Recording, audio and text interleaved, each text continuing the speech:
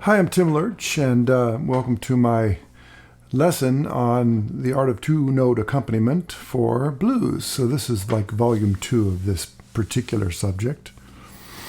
I'm going to talk about a couple of different strategies for getting that sort of self-accompaniment style using two-note chords for the most part.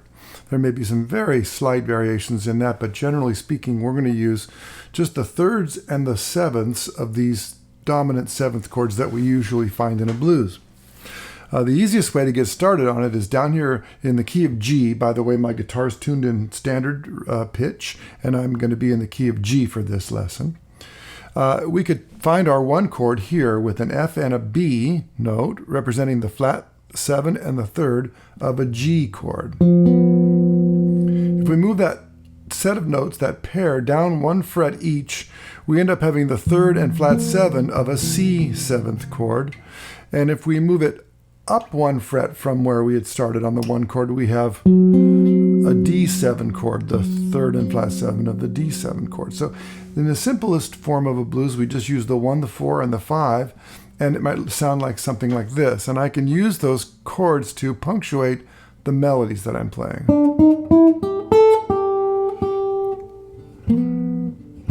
There's my 4, 2. Slide up to the D chord for a little color. There's my 4 chord.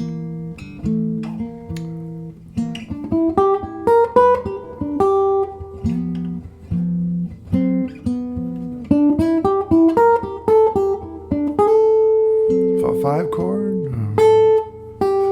4 chord.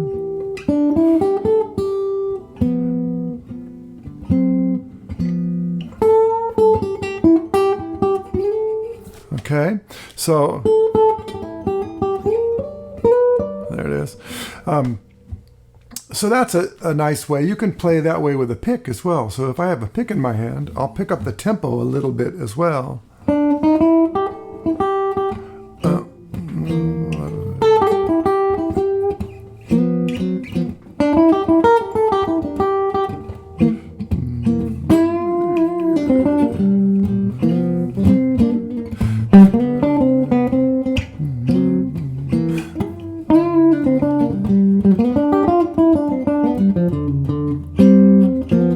Those kinds of things for a jump blues kind of idea, or maybe like a fancy version of what maybe B.B. King might be known to do with these sweet little melodies. And then you have time in between the phrases to play these chords.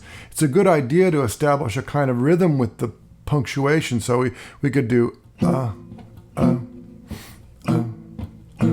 kind of 1, 2, and then use that as the foundation of where the chords will go. Of course, sometimes you skip them if the phrase goes a little long or something, or you only catch half of it like that. So that's enough to talk about down here. If you only get that part of it for the first glance at, you'll be doing really well, because that's a great way to play, whether you're playing solo or in a trio or in a quartet or whatever you might find yourself doing. If you take these essence chords, G7, C7, and D7, and move them down one set of strings and up 5 frets, we can get the same exact shape for our 1, our 4, and our 5 on the A and D strings, the 5, 5 and 4 string, which gives us a little more room up above to play melodies. And I'll do a similar thing as I did down there up here.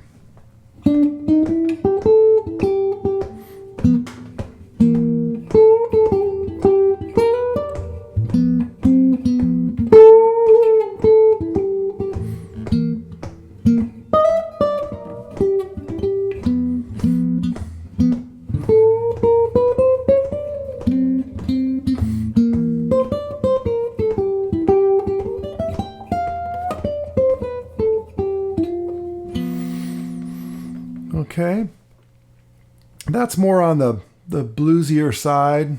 It might sound really nice with a kind of a churning bass line and a swinging sort of shuffle. Because I'm up here now, I can try and play a little more of a pianistic style where I'm holding these notes down. So for instance, watch this. I'm going to play a 4/4 kind of feeling. And I'm also going to put in a 6 and a 2 and a 5, which are conveniently located right there. So 6, 2, 5, 1, 6, 2, 5, 1, all right in there. And that really is convenient. So I might say a 1. Just pumping 4/4 with my thumb and my first finger over here, pinching the notes.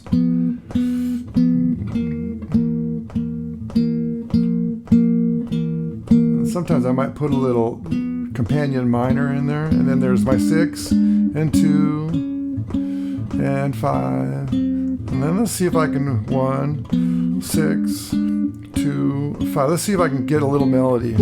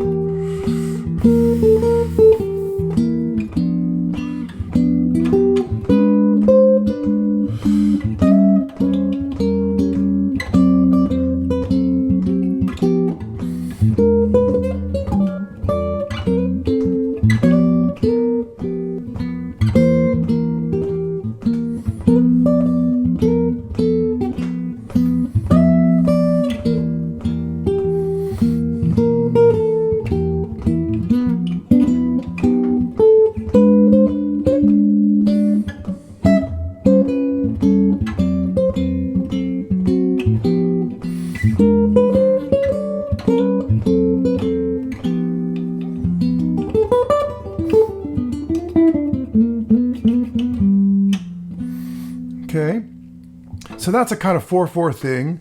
Obviously, this inspiration for this comes from piano players and also a wonderful guitar player many of you know about named Lenny Breau.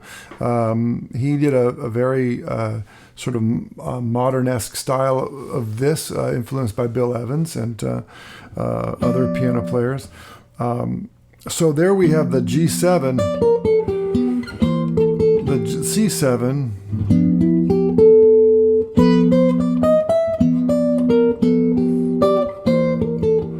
I try and use my first and second fingers for most of these chords because I just find it's a little easier to see and control. Every once in a while, if you want a note that's over here, rather than reaching up and killing one of these two notes, I'll reach back. But I tend to go for notes that are above the fingering. Depending on what you're hearing, you might have to switch back and forth between the two when you begin developing your own lines. Now, we can also use this sort of punctuation style where it's not 4/4.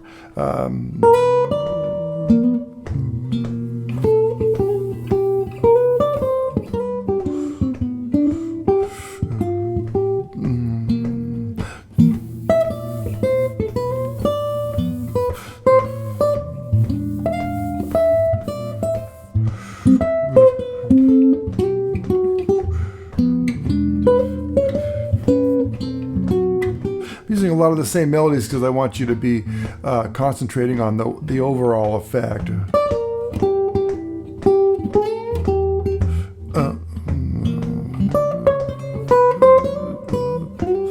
Let me get the C7 down there. A7, D7.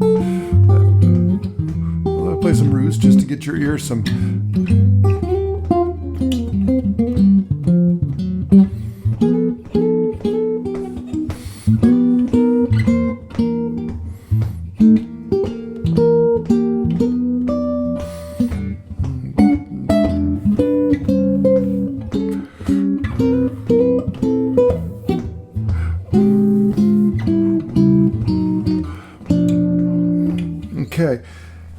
I started out this thing by playing melodies and accompanying myself, but it also maybe a interesting thing to try is to use this as an accompaniment approach as well. So let's say there's a singer and a bass player and a drummer going, and you're playing a kind of accompaniment style, comping style. Well, rather than thinking of these as individual grips where all the, you have to think, oh, there's my D7 sharp 5 flat 9. Think of just a melody content with these two notes, and it can be quite pleasing and flexible. So you might say, the bass line's going.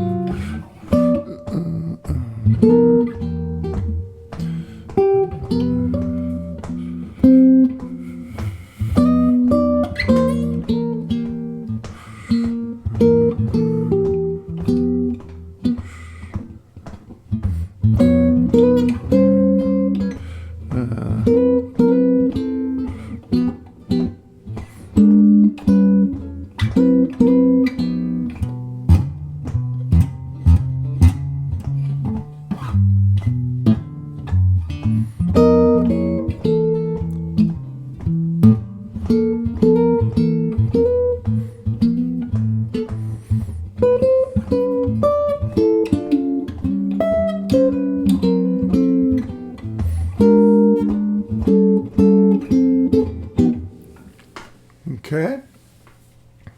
One more thing. I know I promised about this last time. It occurs to me that sometimes we might want to go up nice and high. And on this guitar, it's going to be a challenge for me, but I thought I would use this guitar because it might be the same kind of guitar that many of you guys would be playing rather than using my Telecasters, which kind of seems like it's easier to get up in here. But I'm going to play these two-note voicings down here, way up here. So down low on the strings, but high on the fingerboard. Now, EQ-wise, you might have to take off a little bass from your rig so that you don't get too boomy here. You might not be able to do it at higher volumes because these lower strings tend to kind of get excited. But let's see if we can do something down there where our chords are being expressed here.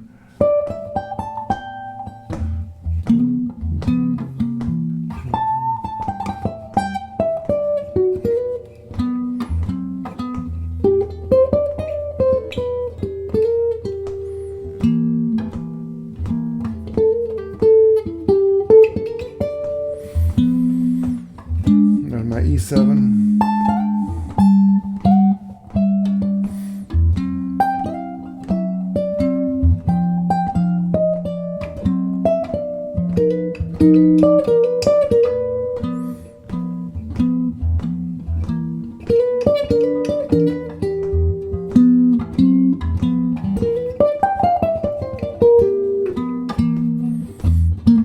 There.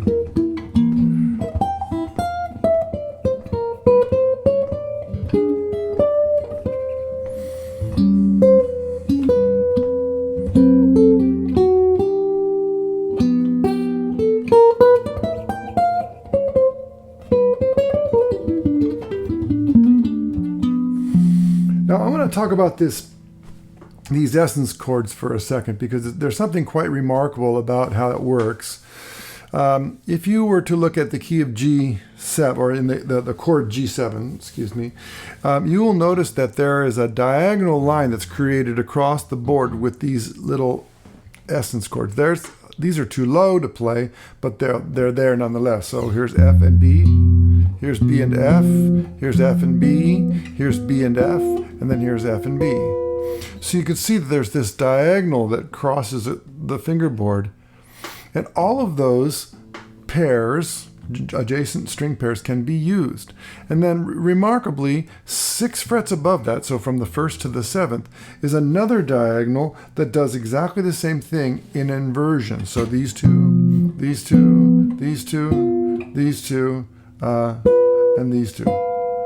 Okay, there's one little gap where we have the between the B and G strings. It's tuned in a third, and so we have to have a bigger shape, a little stretched out shape.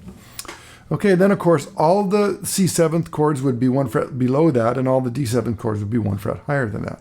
So you can really move around and know that if you're here a little high, you can just jump to there for the 6th chord, for instance, and then head back down. Or you can say, so this right here, and this right here, and this right here are all available to you. Not to mention these guys, right? All right, so there's my B7 chord. There's my C7 chord. Sorry, did I say B7? I was looking at a B and I said, there's my G7 chord. There's my C7 chord. And there's my D7 chord. And those might be a little high, so we take them up. And we have these guys. And then if we find those are a little too low, we can take these up. And then we can also do them here. So once you sort that all out and you find out where your dominant 7th chords lie in these diagonal lines that cut across the fingerboard every 6 frets, it can be quite a revelation for what to do about dominant 7th chords. And blues is a great thing to play around with regard to dominant 7th chords because there's so many of them. The whole chord progression can be played with dominant 7th chords if you like that sound. And now there's one more thing which I want to talk about, which is the companion minors for all of these dominant 7th chords. So let's go back to home base where we're very familiar.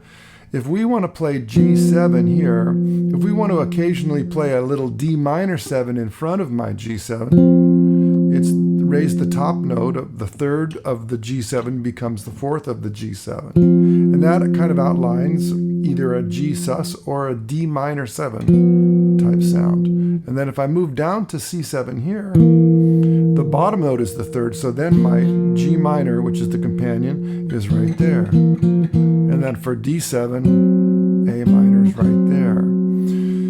So that makes a little more modern sound.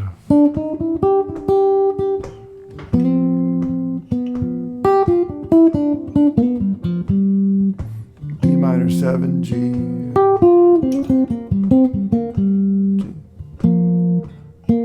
D, C7. Up to the 2 chord. A minor, D7,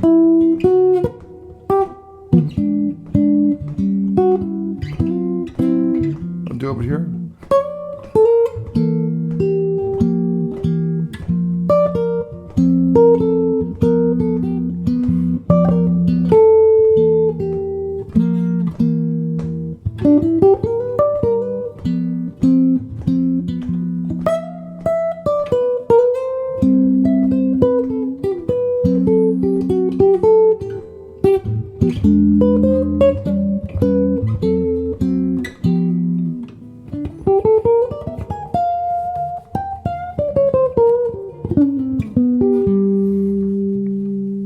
Okay, so to wrap things up, the idea is to pare the chords down to these little 2-note essence chords, add melody notes to your desire, whether it be for comping or maybe soloing and self-accompaniment or some kind of groove type situation where you're playing in time. Well, of course, we're always playing in time, but I meant like a steady time. That kind of a thing, like Errol Garner might do in his left hand.